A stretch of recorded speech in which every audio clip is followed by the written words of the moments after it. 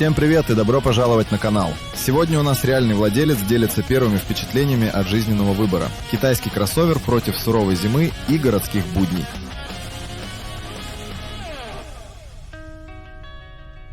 Расскажу о своем Geely Atlas Pro. Пробег 5000 километров пролетел незаметно.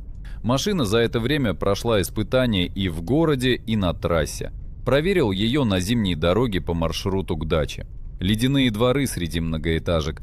Там колея такая, будто ее вырыл трактор. Парковочные места по бокам этой колеи – отдельное испытание. Пока паркуешься, машину можно и по диагонали вывесить.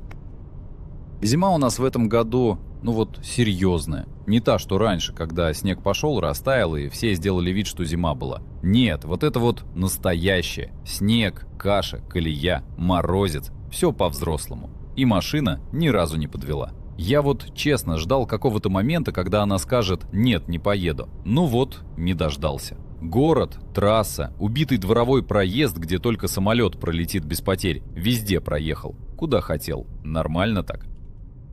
Расход. Тут зима все расставила по местам. Она вообще честный сезон. Зима. Не врет. Прогревы, пробки, трасса. Примерно четверть всего пробега в таком режиме. По моим замерам выходит 11 литров. Знаете, это то число, которое ты сам замерял, сам считал и сам немного не хотел, чтобы оно таким оказалось. Но оно вот такое, и ты принимаешь. Бортовой компьютер, говорит меньше на литр. И нормально. У него своя жизнь, у меня своя. Заправляюсь почти всегда на одной и той же заправке. Так оно само сложилось. Не потому что лучшее в мире, а просто по дороге, привычная, знакомая тетя на кассе. Все это У каждого есть своя заправка, к которой прирос. Не знаю, как это объяснить, но ты едешь именно туда, даже если чуть дальше. И паркуюсь везде без проблем. Это отдельное удовольствие, когда не надо трижды перекладываться, чтобы втиснуться.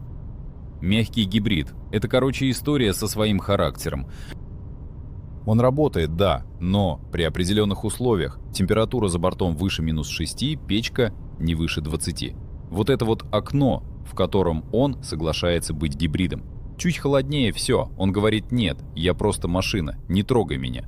И понимаешь его, честно. Зима, минус, и ты тут со своими ожиданиями. Зато когда условия совпали, едешь накатом, двигатель заглушен, стоишь в пробке, двигатель молчит. Эта тишина, она такая неожиданная, что первый раз даже оглядываешься. Старт двигателя мягкий, совсем не напрягает. Прям не напрягает, это важно. Потому что я помню машины, где двигатель запускался, как будто внутри что-то обиделось. Дрожь, рывок, настроение испорчено. Здесь нет. Тихо, плавно, поехали. И ты как будто не заметил, что он вообще включился. Привыкаешь быстро, и уже через неделю это кажется нормой. Хотя на самом деле нет, это не норма. Это хорошо сделанная вещь.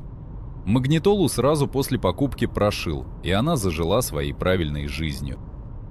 Звук настроил через Viper, и вопрос про смену динамиков как-то сам собой отпал. Чё его менять-то? Голосовое управление работает, говоришь, оно слушается. Это вообще отдельное удовольствие, когда техника делает то, что ты просишь, без переговоров. Яндекс.Музыка. Тут я просто еду и слушаю, и все. Больше нечего добавить. Сказка и сказка. И чтобы не выглядеть человеком, которому все нравится, а это подозрительно, согласитесь, когда человеку все нравится, скажу про дворники. Дворники – беда. Не катастрофа, не трагедия, именно беда. Локальная, но регулярная. Скрипят. Скрип по стеклу в тихое зимнее утро, когда ты еще не проснулся, когда едешь такой спокойный, и тут они. Их надо менять, я это знаю, они это знают. Мы все понимаем, но пока так. Бесключевой доступ – отдельная история. Работает, но иногда смотрит на тебя, как будто впервые видит. Особенно, когда сенсоры грязные. Стоишь, тянешься к ручке, машина молчит, ты уже начинаешь сомневаться в себе, в ключе, в отношениях с техникой в целом. Потом протер, и все. Узнала, открылась, поехали. Мир, хорошо. Это не раздражает по-настоящему, это просто такая маленькая проверка на терпение, которую зима устраивает регулярно.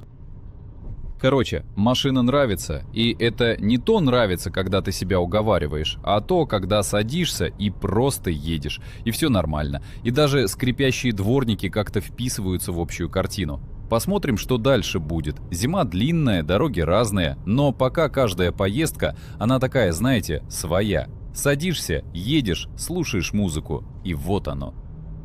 Что скрывается за километрами пробега и неожиданными цифрами на приборной панели? Если хочешь увидеть Atlas Pro в движении, загляни в наш тест-драйв по ссылке выше. А рядом найдешь еще один живой отзыв владельца с реальными историями из жизни. Ну и плейлист с десятками обзоров поможет разобраться перед покупкой. Подпишись и жми на колокольчик, чтобы не пропустить новые выпуски.